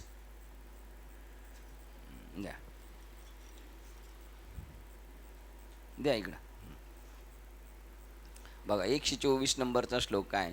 आता मी तुला परमोच्च आत्मतत्वाचे स्वरूप समजावून देईल, जे समजल्यावर मानव हा त्याच्या व्यक्तित्वाच्या बंधनातून मुक्त होईल आणि मोक्ष मिळवेल. तो याच्या सगळ्याच्या पलीकडे गेलेला आहे. किती 124 नंबरच होता ना. हा 124 नंबरचा श्लोक वाचला. जीवनमुक्तीचा अवबोध पक्का आणि स्थित झालेला असतो. उच्च तत्वाची त्यास जी अनुभूती आलेली असते ती क्षणिक व अपघाती स्वरूपाची नसते. तेवढ्यापुरती आहे, नंतर गेला तसा नाही. तो कंटिन्यू त्या भावनेवर असतो. आपलं होतं दरसाल, गेल्या वर्षी लयच मी स्पीड घेतला होता, आता जरा थोडी कामं आहेत महाराज, पुढच्या वर्षी परत आहे ना मी तुमच्याबरोबर. तसं नाही, त्याचं ते रेग्युलर चालू असतं, कंटिन्यू असतो तो. उच्च तत्वाशी त्या जी अनुभूती आलेली असते ती क्षणिक व अपघाती स्वरूपाची नसते. आता लय नादावलं, आता कुठं गेला काही तपासच नाही त्याचा, असा नसतो तो. त्यास जो साक्षात्कार झालेला असतो तो एखाद्या बाह्य आधारामुळे नव्हे, स्वतःच्या अनुभूतीमुळे. तुला कोणीतरी असं टेका देऊन त्याला तिथपर्यंत नाही नेला. तो देश आणि काल यावर अवलंबून नसतो. कोणत्या ठिकाणी राहतोय, कशावर आहे, त्याचं काही त्याला जाणीव नसते. तो सदा सहज स्वरूपाचा असतो. अंतर्यामी परमानंद आणि शांतीचा त्याचा जो अनुभव असतो तो अखंड स्वरूपाचा असतो. बघा, अंतर्यामी परमानंद आणि शांतीचा जो अनुभव असतो तो अखंड स्वरूपाचा असतो, निरंतर असतो. कारण तो मनाच्या अतीत झालेला असतो. मन थोडा वेळ आहे, थोडा वेळ नाही असं नाही, मनच नाही राहिलं त्याच्याकडे. आणि मनाने निर्माण केलेली दुःखे त्या ठिकाणी नसतात. त्या अवस्थेत त्याला जग हे विस्मृतीत लोप पावलेल्या गोष्टीप्रमाणे असते. विसरल्यासारखे, त्याला विसरल्यासारखं होतं. आणि विस्मृतीतील गेलेल्या गोष्टी त्याला विचलित करीत नाही. विसरून गेलेल्या गोष्टी परत आठवत नाही आणि त्या विचलितच होत नाही. विसरलाय त्याची पुन्हा आठवण होत नाही, ना आठवण नाही म्हणून तो काय विचलित होत नाही. काय आठवत नाही त्याला, काय विसरलाय शिंदे साहेब काय विसरला तो? हो, जग विसरला, घरदार विसरला तो. आता ते विसरलेलं परत त्याला आठवत नाही, ना आठवत नाही म्हणून तो विचलित होत नाही. आता आपल्याला हे आठवत नाही. किती नंबर झाला काल किती नंबर श्लोक वाचला हेच आपल्याला आठवत नाही.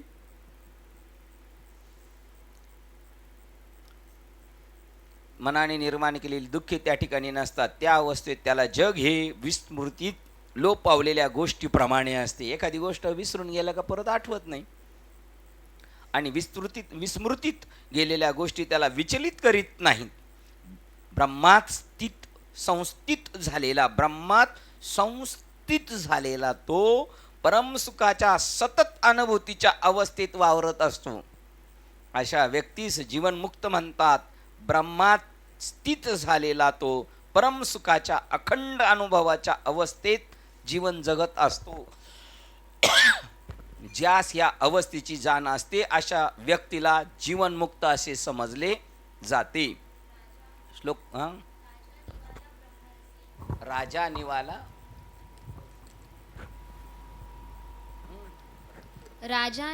ब्रह्मरसी, निवाला ब्रह्मरसी, त्याहुनी उर्वशी सोडोनिया स्वर्ग सुखासी, त्याहुनी उर्वशी सोडून या स्वर्ग सुखाशी निघाला निजबोधे.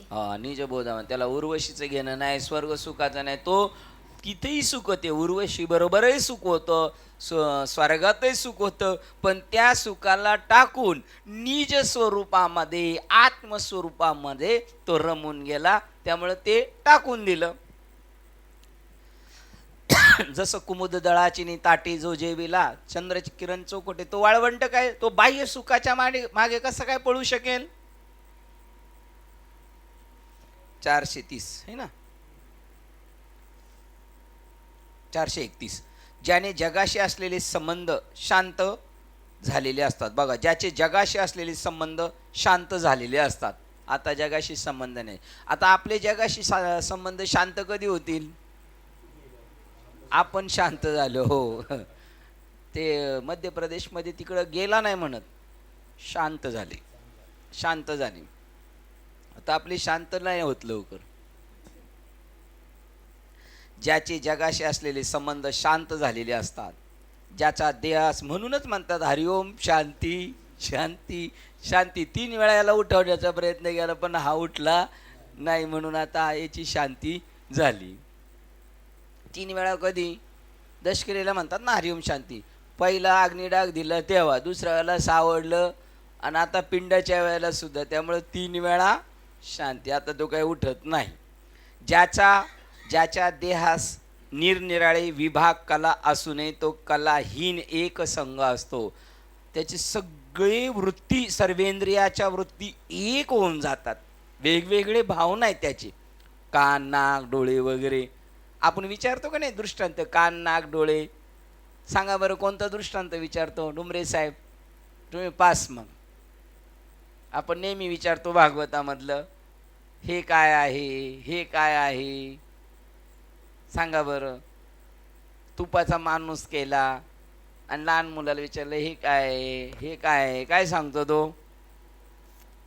काय सांगतो? शिंदे साहेब मदत करा, खजिनदार मदत करा. सगळं तूप आहे तसं तो समजतो. सगळे इंद्रिय, 36 तत्वाचं शरीर, तो स्वतःला काय समजतो? त्या तत्वांना सुद्धा आत्मतत्व समजत असतो. ज्याचे चित्त चिंता मुक्त असते, चिंता ती पळाली गोकुळाबाहेर, अवघी चिंता वारली. कीर्तन करायला अभंग सोपा आहे का नाही तो? अवघी चिंता वारली. त्यांना विचारायचं नक्की का? ते म्हणतील एकटा भेट, मग तुला सगळी फाईल देतो. सगळी फाईल देतो. काय काय चिंता आहेत अजून सगळ्या. अजून लेकाचं जमायचंय, लिकीचं जमायचंय, बरेच काय गावचं काय राहिले, अजून खातेपोड राहिलेली, सगळं राहिलेले. पण ते नंतर सांगतो. तू कीर्तनात कशाला विचारतो? जाताना गाडीत दोघं बरोबर चांगल्या गप्पा मारू. तुझ्या घरी माझ्या घरी पोहोचस तोपर्यंत थोडा वेळ गाडी थांबवाच लागेल. तू उतरताना सुद्धा तरी क्लिअर होणार नाही. आणि अवघी चिंता वारली. ती वारतीस. शेवटी तो म्हणतो आता जाऊ देवाला, आता ते सोडून मी जातो घरी, तू जा घरी. त्यावेळेला चिंता वारली. ज्याचे चित्त चिंतामुक्त असते त्यास जीवनमुक्त असे समजले जाते. वैविध्यतेची गोचरता ही विचार प्रक्षोभामुळे निर्माण होत असते. का वेगवेगळं दिसतं? आपल्या चिंतात वेगळं चिंतन चालू असतं ना, तेव्हा जगत वेगळं दिसतं. दुर्योधनाला चांगला माणूस दिसला का? आणि धर्मराजाला वाईट माणूस दिसला का? नाही. अंत करणार अंतरीचे धावे स्वभावे बाहेरी. आपली जशी, बाबा मला नवीन अनुग्रह घेतला तेव्हा बाबा म्हणले आपल्या दृष्टीत बदल करायचा. सृष्टीत कल्पांती बदल होऊ शकत नाही, ते आहे असंच राहणार. पण आपल्या काय बदल करायचा? दृष्टीत. काविळीने व्यापलेली दृष्टी जगाला पिवळच म्हणणार आहे. आपल्या दृष्टीत बदल करायचा असतो. वैविध्यतेची गोचरता, वेगवेगळं का दिसतं? हे विचाराच्या प्रक्षोभामुळे निर्माण होत असते. आपले विचार वेगवेगळे व्हायला लागले का सगळं जग वेगळं दिसल. असलं एक तरी आपल्यात आहे ना सगळं. लौकिक जगासंबंधीची दुःखे, चिंता, काळजी आणि विक्षेपित मनासच फक्त गोचर होतात. कोणाला गोचर होतात? ही लौकिक जगतातली दुःखे, चिंता, काळजी मनालाच. आणि मन संपलं का सगळं संपलं. मन जेव्हा शांत होते तेव्हा ही सर्व दुःखे सुद्धा शांत होतात. जीवनमुक्ताकडे आपण पाहिले तर त्याचे शरीर, मस्तक, अवयव, डोके इत्यादी भागांनी बनलेले आहे दिसते. तथापि सर्वदा एक जिन्सी एका अनंत तत्वाच्या अनुभव अवस्थेत असतो. तथापि तो कसा असतो? आपल्याला वेगवेगळं दिसतं, पण तो कसा असतो? तथापि तो सर्वदा एक जिन्सी एका अनंत तत्वाच्या अनुभवी अवस्थेत असतो. आता हे झालं पिंडामधलं. त्याच्या पिंडामध्ये वेगवेगळे 36 तत्व असले तरी तो काय समजतो? एक तत्व. आणि बहिर्जगतामध्ये वेगवेगळी तत्व असली तर तो काय समजणार? तिथे सुद्धा एक तत्व समजणार. तो आपल्या इंद्रिय उपकरणासह जिवंत असला तरी त्याच्या अनुभवामध्ये आणि अनुभवाद्वारा तो एक तत्वाचेच जीवन जगत असतो. तो दिसतोय, जगतोय पहिल्यासारखीच देहबुद्धी त्याची दिसते आपल्याला, पण तो पहिल्यासारखा राहिलेला नाही. त्याची सर्व दृष्टी त्या आत्मस्वरूपावर दृढ झालेली आहे. त्याचे विचार चिंतारहित असतात. अनावर प्रक्षोभ आणि दुःखे यामुळे त्याला कधीही त्रास होत नाही. अशी व्यक्ती जीवनमुक्त होय. त्याला किती जरी काही प्रसंग आले तरी त्याला कसला त्रास होत नाही. अशी जी स्थिती आहे ती जीवनमुक्त स्थिती आहे. असो, अजून टाईम आहे आपल्याकडे 5 मिनटं. 432 वाजतोय. पडछायेप्रमाणे टिकून असणाऱ्या ह्या वर्तमान देहाच्या ठिकाणी भाव नसणे हे जीवनमुक्ताचे लक्षण आहे. बघा, पडछायेप्रमाणे टिकून असणाऱ्या ह्या वर्तमान देहात, आता ही सावलीप्रमाणे टिकून आहे, पहिल्यासारखं नाही आहे असा त्याचा भाव आहे. आता आपलं कसं वाटतंय? आपण पहिल्यासारखे आहे तसेच आहोत, आपल्याला असं वाटतंय. आता आपण तसे राहिलेलो नाही, अशी ही करणी आहे आपल्या श्री गुरूंची. आपल्याला पहिले सारखं ठेवलं नाही, पण अजून आपल्याला असं वाटतंय, कारण आपलं मन शिल्लक आहे. पडछायेप्रमाणे टिकून असणाऱ्या वर्तमान देहाच्या ठिकाणी भाव नसणे देही उदास जीवनमुक्ताचे लक्षण असते. कोणतीही वस्तू तिच्या गुणधर्मावरून इतर वस्तूप्रमाणे वेगळी समजून घेणे त्याला अवबोधन म्हणतात. सूर्याचे आकलन त्याच्या उष्णता आणि प्रकाश या गुणधर्मावरून होते. साखरेचे आकलन तिच्या गोडीवरून होते. जीवनमुक्तांचे गुण वैशिष्ट्य पुढील श्लोकावरून दिलेले आहेत. जीवनमुक्त हा त्याचे जीवन जरी त्याच्या भौतिक मृत्य शांत प्राकृतिक देहात व्यतीत करीत असला तरी तो सीमित जीवन जगतोय, मृत्य जीवन जगतोय, भौतिक या प्रकृतीत दिसतोय, तरी देहात व्यतीत करीत असला तरी त्याला अहम आणि मम भाव नसतो. आपण म्हणजे देह आहोत आणि देहाच्या वस्तू ह्या आपल्या आहेत असे तो समजत नाही. जर तो देहाच्या द्वारा व्यक्त होत असला तरी त्याला दृश्यनिष्ठ व आत्मनिष्ठ अहम केंद्रित भाव नसतो. तो दृश्य पाहत नाही किंवा तो आत्म स्वतःला समजत नाही. त्याचं नाव आठव पण नाही त्याला आणि नाठव पण नाही. देह फक्त सावलीप्रमाणे त्याच्या माग येत असतो. देहाच्या ठिकाणी आत्मबुद्धी त्याची नसती. हा माझा देह आहे आणि हे माझे संबंधित आहेत असे भाव नसतो. अहम केंद्रित भाव नसतो. देह फक्त सावलीप्रमाणे त्याच्या मागे येत असतो. आपल्या मागे सावली जशी येते तशी तिच्याकडे आपलं लक्ष आहे नाही. कोणालाही आपल्या सावलीशी तादात्म्य नसते. अगदी असेच असतात जीवनमुक्ताचे आपल्या देहाशी संबंध. सूर्यनमस्कार घालताना प्रत्येक सूर्यनमस्कार हा त्या व्यक्तीने सूर्याकडे पाहावे आणि नंतर आपल्या सावलीकडे पाहावे असे सांगितले जाते. असे केल्याने त्याच्यावर ग्रहाचे कोणतेही वाईट परिणाम होत नाही. सूर्यनमस्कार घालताना सांगितलं सूर्याकडे पाहायचं, आपल्या शरीराकडे पाहायचं. तसं अशी सांप्रदायिक समजूत आहे की आचार म्हणजे आपण ज्यावेळेला त्या भगवंताच्या स्वरूपावर असतो तेव्हा शरीराकडे पाहायचं, परंतु शरीराच्या भावा ठिकाणी राहणार, कारण ती सावली आहे. त्यामुळे तिकडं राहिल्यानंतर त्याच्यावर कोणतेही वाईट परिणाम नाही होणार. सूर्यग्रहणाचे जसे वाईट नाही होणार तसे याच्यासुद्धा शरीरावर जीवनमुक्तांच्या ह्या जगतातले कोणतेही परिणाम होणार नाहीत. अशी सांप्रदायिक समजूत आहे. या आचार पद्धतीमध्ये एका महान तात्विक लक्षार्थाचे नाट्य आहे. जाणीव तत्वाचा महान प्रकाश प्राप्त करून घेतल्यावर तुमच्या देहाशी असलेले तुमचे नाते हे सावलीसारखे असते असं त्यांना सांगायचे. तुमच्या सावलीवर होणाऱ्या छळवणुकीच्या तुमच्यावर काहीही परिणाम होत नाही. तुमच्या सावलीला मागं कोणी घेऊन दगडाने ठेचत राहिलं तरी तुम्हाला काय परिणाम होणार का? आपल्याला नाही होणार. खगोल ग्रहमानाचा आणि त्याचे जगाशी असलेल्या संबंधाचा देहावर परिणाम होईल. परंतु तुम्हाला जर परमसत्यत्वाची जागृती आली असली तर त्याचाही तुमच्यावर कसलाही परिणाम होणार नाही. अशा तऱ्हेने जीवनमुक्ताचे आपल्या शरीराशी असलेले नाते हे बरोबर तुमच्या सावलीशी जे नाते असते त्याप्रमाणे ते असते. कसं ओळखू शकतो आपण तो कोणत्या भूमिकेत आहे की नाही? अशी जीवनमुक्तांची स्थिती आहे आणि त्याच्यासाठी आपल्याला मार्गदर्शन केलेले आहे. आपण स्वतः तसं आत्मसात करायचं आणि इतराकडं तशा भूमिकेतून पाहायचं जगाकडे, तर आपलं कल्याण होईन. आपण आपल्यालाच पाहायचं, इतरांकडं पाहताना याच अँगलने पाहायचं. असो, ग्रंथराज विवेक चूडामणी श्लोक क्रमांक 432ला आपण थांबतोय. 425 ते 432 झालेली सेवा हृदयस्थ सद्गुरू सच्चिदानंद श्रीपाद बाबा रामदास बाबा, ग्रंथ विवेक चूडामणी तसेच संत मालिका तसेच तुम्हा संत वृंदांच्या चरणावर सेवा समर्पित करून सेवेला इथे पूर्ण विराम देऊया. श्री ज्ञानदेव तुकाराम पंढरीनाथ भगवान की जय. माऊली ज्ञानेश्वर महाराज की जय. जगद्गुरु संत तुकाराम महाराज की जय. शांती ब्रह्म एकनाथ महाराज. सच्चिदानंद श्रीपाद बाबां की जय. सच्चिदानंद रामदास बाबां. अवधूत चिंतनम श्री गुरुदेव दत्त गोपाल कृष्ण भगवान की. मुरळीबाई सरस्वतन की जय. गणपती बाप्पा मोरया. आता विश्वात्मके देवे येणे वाग्यज्ञ तोषावे. तोषोनी मज द्यावे पसाय दाने.